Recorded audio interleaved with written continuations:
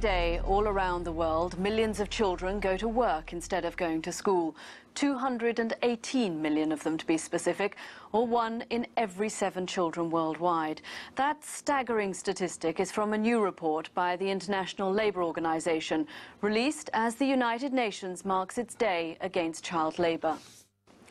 166 million child labourers are under 14. 74 million of those risk their lives in dangerous jobs like mining and construction. Over a quarter of all child labourers work in sub-Saharan Africa, and there almost 1 in 3 children have to work.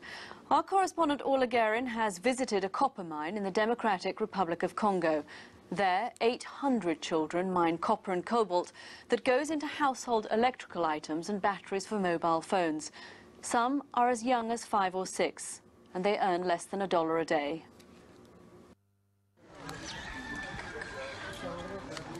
In the cold light of morning, with few comforts and with empty stomachs, it's time for the young to face another day. Cedric's the leader at 15, then the twins, Kaba and Deku, aged just 8. They pass school children fortunate enough to be going the other way. 2 hours later, they make it here, joining the ranks of the child labourers at Ruashi mines. They toil alongside fully grown men. It's all unofficial, but highly organised. Our trio work as a team. Their first job, sifting away the dirt from nuggets of copper. Heavy work, especially for Deku. He tells me he's never been to school, but he wants to go. I'd like to be like children in Europe, he says. They go to school. I saw them on a TV. But my father can't pay my school fees. That's why my life is so hard. A few steps away, other young boys, like Deku, forage in the dirt.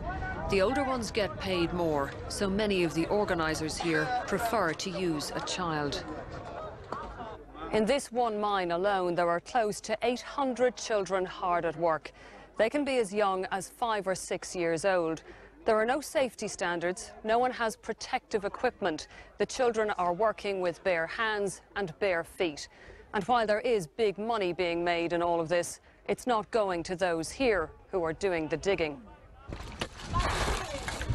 Or those standing waist deep in toxic water, washing the mineral deposits. Some here are as young as 10. Congo's vast mineral wealth has always benefited its leaders, not its people. Others have shared the spoils, local militias, foreign armies, and international mining interests. For Deku and Kaba, the day drags on. What they find here might wind up in your home. The copper and cobalt go to China and are used in products sold on world markets.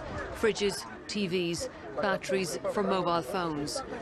Deku didn't find much after hours of searching. This is copper, he says, and this is copper, but this isn't.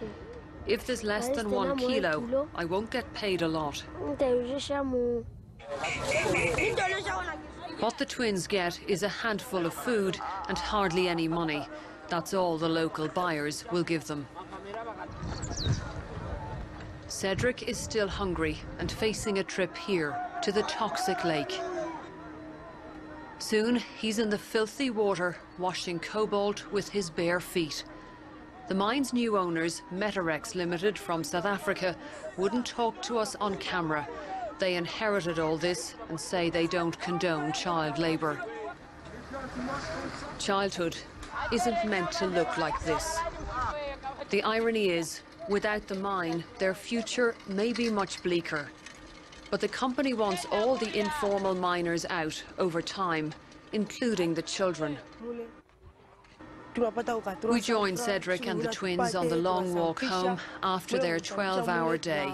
Between them, they didn't make enough for an evening meal.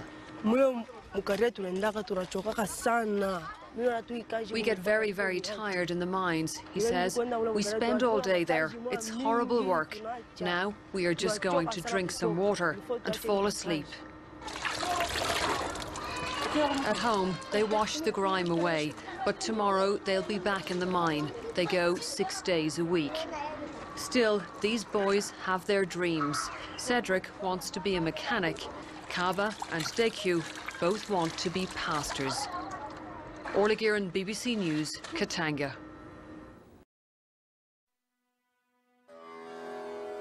Around the world, 218 million children are involved in child labour. Child labour is any work done by children that is dangerous, keeps them from getting an education, and is harmful to their health and development. India is home to the largest number of child labourers in the world. Most of the children who are working today in child labour belong to low caste in Indian caste-ridden society. So that socio-cultural factor is a major factor. Most of them are belonging to untouchable, the traditional untouchable caste and tribals and minority communities. So that's one very, very strong factor.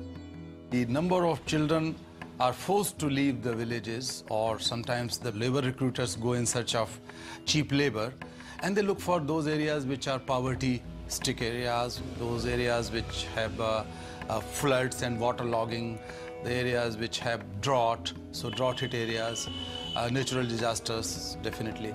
So it's a combination of several factors. And of course, these people who are being trafficked are the poor people. And beside poverty, the illiteracy and ignorance of the parents and community is also a major factor. In 1989, the United Nations adopted the Convention on the Rights of the Child. This is an international agreement recognising the special rights of all children to be treated fairly, equally and with dignity. It states that rights are non-discriminatory. They are for all children, not just some. It recognises that all actions concerning children should be in the best interests of the child, should promote their development, and should give them a say in matters affecting them. The rights are grouped into 4 key areas. The right to survival. All children have the right to the food, clean water, shelter, and healthcare that they need to live. The right to protection. All children have the right to feel safe and secure. Children are especially vulnerable to abuse and neglect. This is especially true in times of war and in many types of child labour. The right to development. All children have the right to an education and time to play. Children need opportunities to grow and develop in all aspects of community life. The right to participation. All children have the right to be involved in the life of their communities, to express themselves and to participate in decisions that affect them. This is essential for children to protect themselves from abuse and exploitation. Child labour infringes on all of these rights.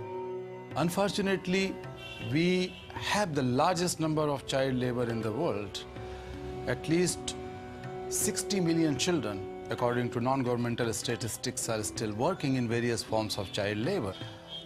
So it's a serious problem. But when we talk of child labour in India, about 70% of these children are working in agriculture sector, in fields and farms and rural economy, and rest are working in construction industry like stone mining, quarries, brick kilns, and then small-scale industries everywhere. Then you can find quite a large number of children working in household activities like domestic child labour. And then you can find children working in street restaurants and entertainment industries all across India.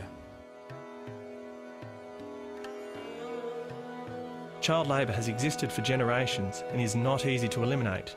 But all around the world, people are working to address the causes of poverty and put an end to child labour. This involves improving education for children and adults, community development, and improving incomes. It also means writing letters to companies and governments about child labour and buying fair trade products that guarantee that no child labour has been used. Child labour is the denial of childhood. It's denial of human dignity. It's denial of freedom. It's denial of their future. It's denial of their being as human being and denial of their dreams. You can do something right away by speaking out and telling your friends and family. If enough people speak out, governments and companies will listen.